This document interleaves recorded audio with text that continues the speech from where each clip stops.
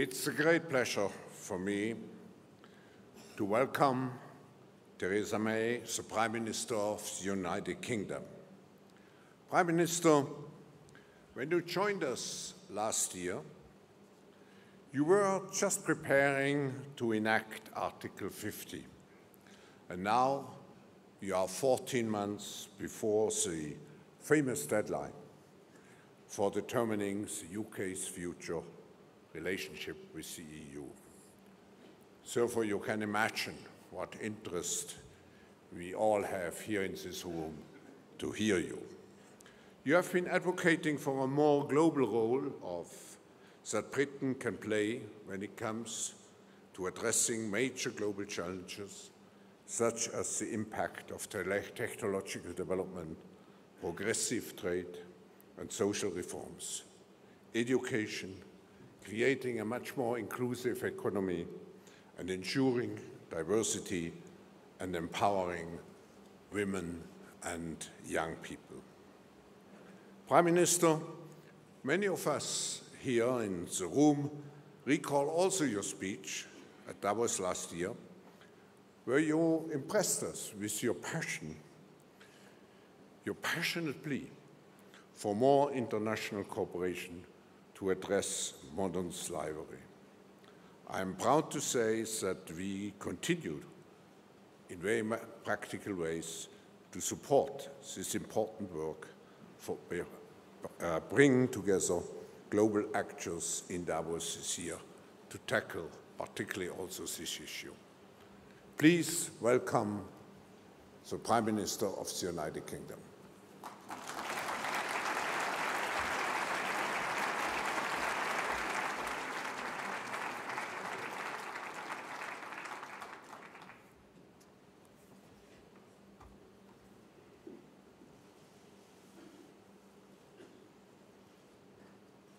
Last year, on this platform, I argued that the benefits of free trade were not being felt by all. And I warned that the failure of political and business leaders to address this threatened to undermine popular support for the entire rules-based system on which our global security and prosperity depends. But I also argued that we could change this, not by turning our backs on free trade or the global rules-based system, which together have delivered the greatest advances in prosperity we have ever known, but rather by doubling down on them and acting to ensure that the global economy works for everyone. 1 year on, I believe there are grounds for optimism. Global growth has continued to strengthen, with the IMF estimating that global output last year grew by 3.7%. The populism of the far left and far right has not made the progress that some had predicted. And in the UK, we've seen productivity rising, unemployment at its lowest rate for over 40 years, and more examples of government and business working together to bring new jobs and opportunities to communities across our country. We've also seen important progress on global trade. The UK has been at the forefront of championing new trade deals, including the EU's deals with Canada and Japan. The G20 has agreed commitments to tackle overcapacity in steel, and the World Trade Organization has made progress towards launching plurilateral discussions on digital trade.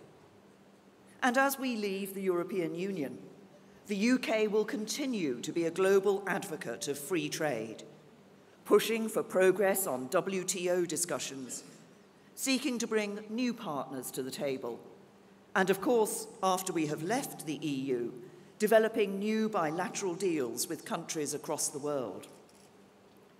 But there is much more to be done by the whole international community. And frankly, too often our rhetoric in support of free trade here in Davos is not matched by our actions. The commitments on steel must be implemented.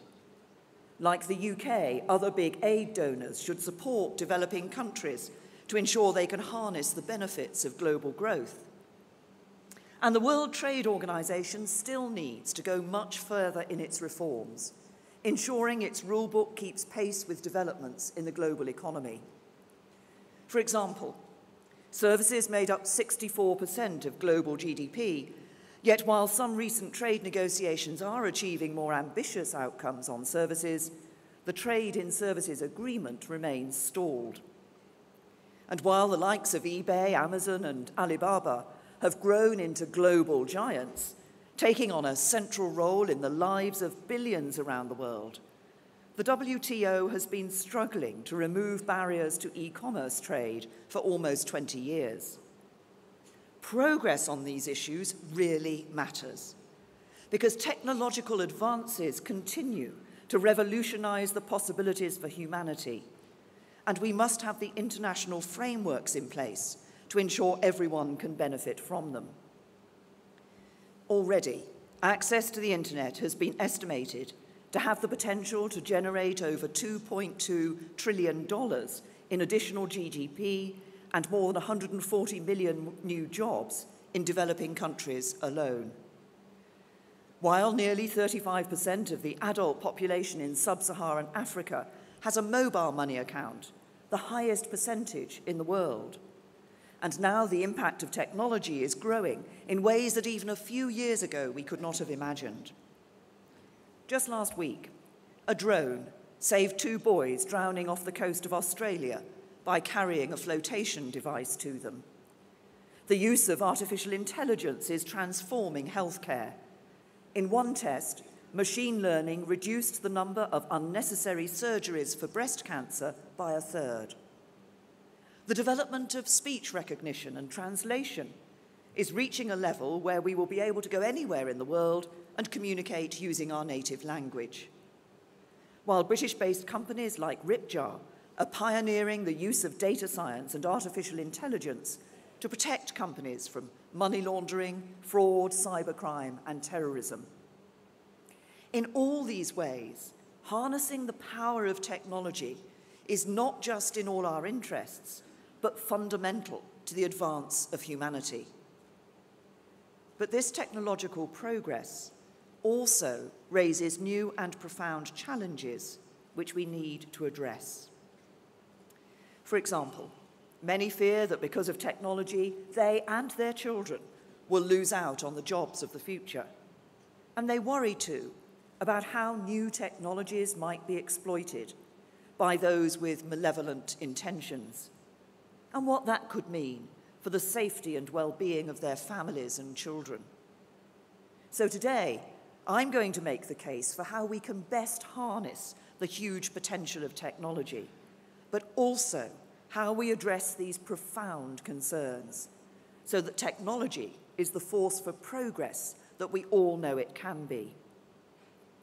Right across the long sweep of history, from the invention of electricity, the advent of factory production, time and again, initially disquieting innovations have delivered previously unthinkable advances, and we have found the way to make those changes work for all our people. Now we must find the way to do so again. Let me start with how we can embrace technology. Key to this is channeling the power of government and business in partnership to seize the opportunities of technology and create high-quality, well-paid jobs right across the world. That is why in the UK, I've put the development of a modern industrial strategy at the heart of the government's agenda. It's a new long-term approach to shaping a stronger and fairer economy, and it understands what government and business each bring to the table. Because I understand the power of business as a force for good. I know that it is free and competitive markets that drive the innovation, creativity, and risk-taking that have enabled so many of the great advances of our time. But I also understand the good that government can do, creating the conditions where successful businesses can emerge and grow, and helping them to invest in the future of our nation. So the message of our industrial strategy to the world is clear. Britain will be one of the best places in the world in which to start and grow a business. The strategy gets the fundamentals right. It drives investment in infrastructure at a local as well as a national level. And it equips our people with the skills they need and the skills business needs to be successful in a changing global economy. For if we are to retain popular support for the rules-based system, we have to stop and understand, sitting up here in these mountains in Davos, what it can really feel like for someone who has worked for 20 years and who now finds that the job they know how to do today is not going to be a job that needs doing in the future. And the answer isn't to pretend we can sit back and leave it to the labour market alone to resolve. We need to act decisively to help people benefit from global growth now. And that is why, as part of our industrial strategy, there is a focus on supporting new jobs and industries that build on the strengths of local communities. For example, on our East Coast, Hull is getting behind offshore wind, generating hundreds of jobs in partnership with Siemens. And just as we act to help support new jobs today, so we also need to help people secure the jobs of tomorrow. So we're establishing a technical education system that rivals the best in the world, alongside our world-class higher education system. We're developing a national retraining scheme to help people learn throughout their career. And we're establishing an Institute of Coding, a consortium of more than 60 universities, businesses, and industry experts to support training and retraining in digital skills. And I know from my conversations with tech companies how seriously they are taking their own social responsibility to contribute to the retraining that will help people secure new opportunities in the digital economy. But this strategy and partnership with business goes further than getting the fundamentals of our economy right. It also seeks to get us on the front foot in seizing the opportunities of technology for tomorrow. We're delivering the UK's biggest ever increase in public investment in research and development, which could increase public and private R&D investment by as much as £80 billion over the next 10 years.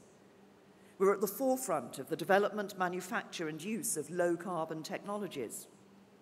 We're using technology to support the needs of an ageing society, for example by employing powerful data sets to help diagnose and treat illnesses earlier. And we're establishing the UK as a world leader in artificial intelligence, building on the success of British companies like DeepMind. For I believe we've only just seen the beginning of what AI can achieve. Imagine a world in which self-driving cars radically reduce the number of deaths on our roads. Imagine a world where remote monitoring and inspection of critical infrastructure makes dangerous jobs safer. Imagine a world where we can predict and prevent the spread of diseases around the globe. These are the kind of advances that we could see and that we should want to see. Already, the UK is recognised as first in the world for our preparedness to bring artificial intelligence into public service delivery. We have seen a new AI startup created in the UK every week for the last 3 years. And we're investing in the skills these startups need, spending £45 million to support additional PhDs in AI and related disciplines, and creating at least 200 extra places a year by 2020-21. We're absolutely determined to make our country the place to come and set up to seize the opportunities of artificial intelligence for the future. But as we seize these opportunities of technology, so we also have to shape this change to ensure it works for everyone, be that in people's jobs or their daily lives. Already, technology is changing the nature of our workplaces and leaving many people with less predictable working patterns. So we need to make sure that our employment law keeps pace with the way that technology is shaping modern working practices. Take the example of Uber, a groundbreaking use of technology that has radically changed how people move around in cities across the world. But also a company that has got things wrong along the way, with safety issues and concerns over the protections for its workers. The answer isn't to shut Uber down, but rather to address those concerns and to establish and enforce the standards and protections that can make this technology work for customers and employees alike. So employment law needs to preserve vital rights and protections and the flexibilities that businesses and workers value. But we must make sure those flexibilities really do work for everyone and don't become a one-sided deal that can become exploitative. And that's at the heart of the review that Matthew Taylor conducted for the UK government last year. And we will be working to deliver on it, from exploring the case for reforms to make our employment status test clearer, to identifying a set of metrics against which to measure job quality. Just as people need to feel that technological change in the workplace is to their benefit, so we need to ensure that they have faith that the increasing role of technology throughout their lives is enhancing the opportunities they have and the world in which they live. Technologies like the internet were developed with a philosophy that connecting us together would improve people's lives. And in many ways, they have. But so far, that hasn't been completely true for everyone. Just this week, a survey in the UK has found that 7 in 10 people believe social media companies do not do enough to stop illegal or unethical behaviour on their platforms, prevent the sharing of extremist content, or do enough to prevent bullying. The loss of trust is hugely damaging, and it is in all our interests to address it. In some areas, that means we will need new rules and legislation. In others, such as online hatred and bullying, we need norms and expectations of how civilized people should interact in ways that can't be achieved through legislation. The digital charter we are developing in the UK sets out the principles of our approach to agree the rights and responsibilities of the online world and to put them into practice. It is profoundly pro-business because it seeks to support digital businesses in securing the trust and public confidence that they need. At its heart is a set of principles that the same rights people have offline should be protected online, that the internet should remain free, open, and accessible, that people should understand the rules that apply to them when they are online, that personal data should be respected and used appropriately, that protection should be in place to help keep people safe online, especially children, and that the social and economic benefits brought by new technologies should be fairly shared. And underpinning all of this is our determination to make the UK a world leader in innovation-friendly regulation. Regulation that will make the UK the best place to start and grow a digital business, but also the safest place to be online. But when technology platforms work across geographical boundaries, no one country and no one government alone can deliver the international norms, rules, and standards for a global digital world. Technology companies themselves, investors, and all our international partners need to play their part. First, technology companies still need to do more in stepping up to their responsibilities for dealing with harmful and illegal online activity. Companies simply cannot stand by while their platforms are used to facilitate child abuse, modern slavery, or the spreading of terrorist and extremist content. We've made some progress. Last September at the UN, I joined President Macron and Prime Minister Gentiloni in convening the first ever UN summit of government and industry to move further and faster in reducing the time it takes to remove terrorist content online and to increase significantly their efforts to stop it being uploaded in the first place. But we need to go further so that ultimately this content is removed automatically. These companies have some of the best brains in the world. They must focus their brightest and best on meeting these fundamental social responsibilities. And just as these big companies need to step up, so we also need cross-industry responses, because smaller platforms can quickly become home to criminals and terrorists. We have seen that happen with Telegram, and we need to see more cooperation from smaller platforms like this. No one wants to be known as the terrorists' platform or the first choice app for paedophiles. As governments, it is also right that we look at the legal liability that social media companies have for the content shared on their sites. The status quo is increasingly unsustainable as it becomes clear these platforms are no longer just passive hosts. But applying the existing standards of liability for publishers is not straightforward. So we need to consider what is most appropriate for the modern economy. We are already working with our European and international partners, as well as the businesses themselves, to understand how we can make the existing frameworks and definitions work better, and to assess in particular whether there is a case for developing a new definition for these platforms, and we will continue to do so. Second, investors can play a vital role by considering the social impact of the companies they are investing in. This is fundamental to the proper functioning of markets, choice, and competition. Shareholders should care about these social impacts because the business model of a company is not sustainable if it does not command public support and consent. And they can use their influence to ensure these issues are taken seriously. For example, earlier this month, a group of shareholders demanded that Facebook and Twitter disclose more information about sexual harassment, fake news, hate speech, and other forms of abuse that take place on the company's platforms. So investors can make a big difference here by ensuring trust and safety issues are being properly considered, and I urge them to do so. Third, in a global digital age, we need the norms and rules we establish to be shared by all.